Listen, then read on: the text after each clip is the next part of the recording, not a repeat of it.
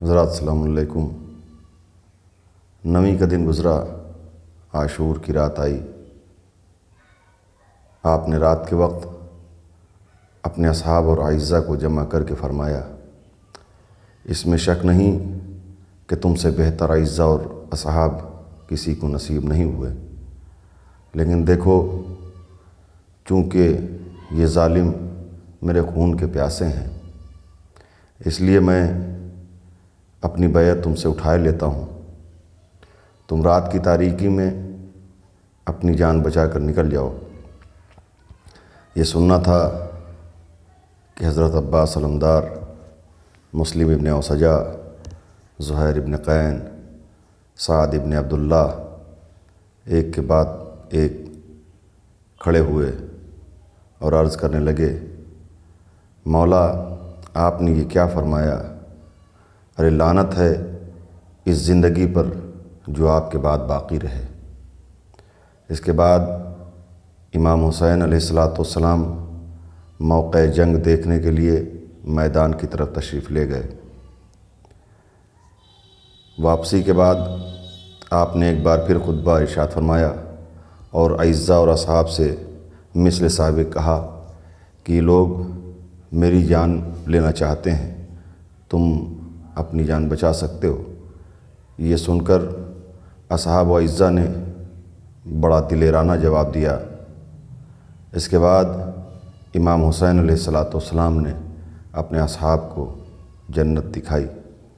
علامہ کنتوری لکھتے ہیں کہ پانی نہ ہونے کی وجہ سے خیمے میں شدید اضطراب پیدا ہو گیا اور جناب زینب کے گرد 20 بچے جمع ہو کر فریاد کرنے لگے۔ یہ حالت بریر ہمدانی کو معلوم ہو گئی۔ وہ چند ساتھیوں کو لے کر نہر فرات پر پہنچے۔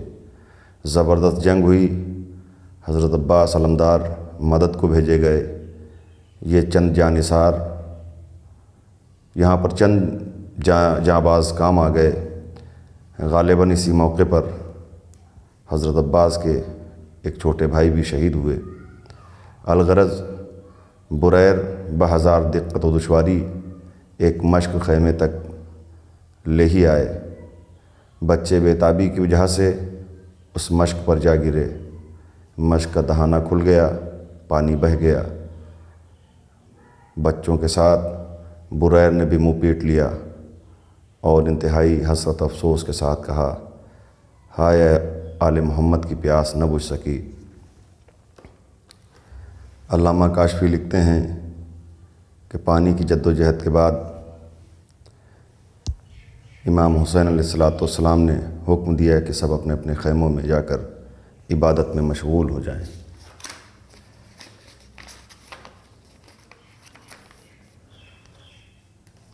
رات گزرتی رہی، صبح قریب آتی جا رہی تھی۔ جب صبح صادق کا طلوع ہوا تو صادقین نے نماز صبح کا تہیہ کیا۔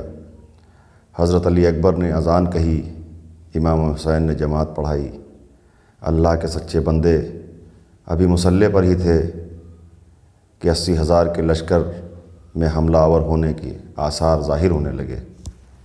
امام مصلی سے اٹھ کھڑے ہوئے اور آپ نے 72 جاں بازوں پر مشتمل لشکر کی جنگی تنظیم یوں فرمائی کہ میمنے پر 20 بہادر، میسرے پر 20 بہادر اور بقیہ قلب لشکر میں میمنے کے سردار زہیر قین اور میسرے کے سردار حبیب ابن مظاہر اور علمدار لشکر حضرت ابو الفضل العباس کو قرار دیا۔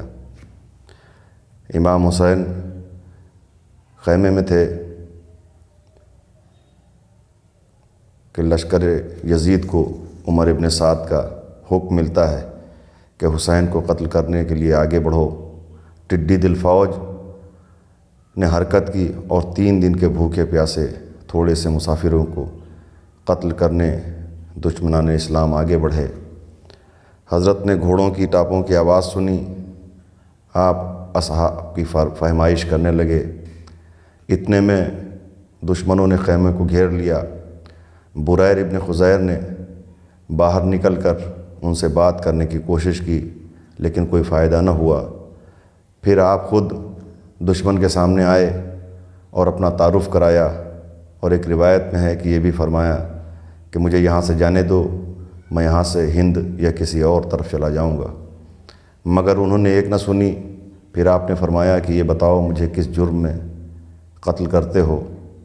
انہوں نے جواب دیا کہ ہم تمہیں تمہارے باپ کی دشمنی میں قتل کر رہے ہیں۔ پھر آپ نے قرآن مجید کو حکم قرار دیا لیکن انہوں نے ایک نہ مانی۔ پھر آپ نے بارگاہ خداوندی میں دست دعا بلند کی، اور آخر میں ایک روایت میں ہے کہ آپ نے دعا کی کہ خدایا ان پر قبیلہ ثقیف کے غلام کو مسلط کر کہ انہیں ظلم کا مزہ چکھائے۔ یہ صبح کے واقعات ہیں، یعنی شب عاشور گزرنے کے بعد جو روز عاشور آیا ہے اس کے مختصر سے حالات ہیں۔ آج کے لیے اتنا، باقی انشاءاللہ دوسرے ویڈیو میں۔ السلام علیکم، خدا حافظ۔